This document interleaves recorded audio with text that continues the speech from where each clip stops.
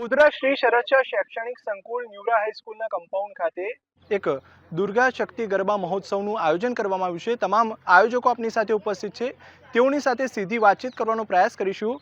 સૌથી પહેલા પ્રિયંકાબેન આપની પાસે આવીશ। આ આયોજન કયા પ્રકારનું છે અને શું છે ખાસ આયોજકમાં? મેઇન તો આ આયોજન કરવાનો અમારો પર્પઝ એ છે કે આ જગ્યા ગોધરાની મધ્યમાં આવેલી છે। હું એવું કહીશ કે ગોધરાનું હાર્ટ ઓફ ધ ગોધરાવાળો જે એરિયા છે એ એરિયા પર અમે ગરબા કરી રહ્યા છીએ। અને સ્પેશિયલી આ ગરબા પાછળનો હેતુ એ છે કે ગોધરાની બહેન દીકરીઓને દૂર દૂર અલગ અલગ જગ્યા પર ગરબા ગાવા માટે જવું ના પડે।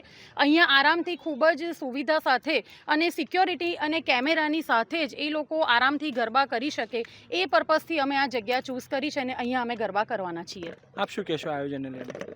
આ જગ્યાએ અમે પસંદ કરવા પાછળ છે ગોધરા શહેરની મધ્યમાં જ છે, તેમજ અહીંયા વિશાળ ગ્રાઉન્ડ છે, તેમજ આપણે આ શૈક્ષણિક સંકુલની અંદર આવેલું છે, એટલે સેફટી માટે કોઈ પણ પ્રકારનો બાંધછોડ થવાની નથી।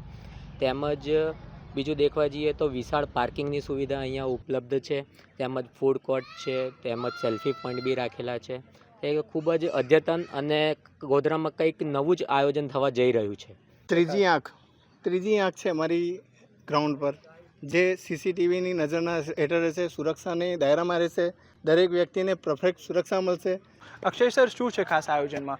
આયોજનમાં તો ખાસ છે, પણ અમારા સાથે સુનિલભાઈ પણ છે અને અમે આ વખતે સ્પેશિયલ એટલે નાના છોકરા નાના ફૂલકાઓ માટે લિટલ સ્ટાર ગરબા મહોત્સવ રાખ્યું છે, જે રોજ સાંજે 6 થી 8 ફ્રી ઓફ કોસ્ટ, અને દરેક છોકરાને રોજ ગિફ્ટ બી આપીશું, બધા છોકરાઓને। બધાને ખૂબ સરસ આયોજન રાખ્યું છે, સાઉન્ડથી લઈ, ગ્રાઉન્ડથી લઈ અને સીસીટીવી કેમેરાથી લઈ, લાઈવ આપણું જે પ્રસારણ આવશે એનાથી લઈ, વિશાળ પાર્કિંગથી લઈ, અને કોઈ જગ્યાએ કોઈ જાતની કચાશ નહીં રહે એવું સરસ આયોજન કરેલ છે। ના બાળકો સાથે એમના પેરેન્ટ્સ પણ આવી શકશે અને એ બાળકો આશરે 3 વર્ષથી 15 વર્ષની ઉંમર એમાં આપણે અલાઉ કર્યા છે। આપ શું કહેશો મહિલાઓને લઈને કે મહિલાઓ માટે શું એવી સુવિધાઓ ઉપલબ્ધ છે અહીંયા? અહીંયા મહિલાઓ એક તો મેઇન તો આ સેન્ટર છે આપણું ગોધરાનું, એટલે આપણને બધી જ બહેન છે, દીકરીઓ છે, એ લોકોને બહુ સેફ રહેશે અહીંયા। અને આપણું આ સંકુલન શિક્ષણનું છે, એટલે આપણા માટે બહુ જ સારી રીતે આપણે એનું પ્રસારણ કરી શકીશું। પોતાની બહેન દીકરીઓને ગામની બહાર ગરબા કરવા જવું પડે એ બહુ પ્રોબ્લેમવાળી વાત છે।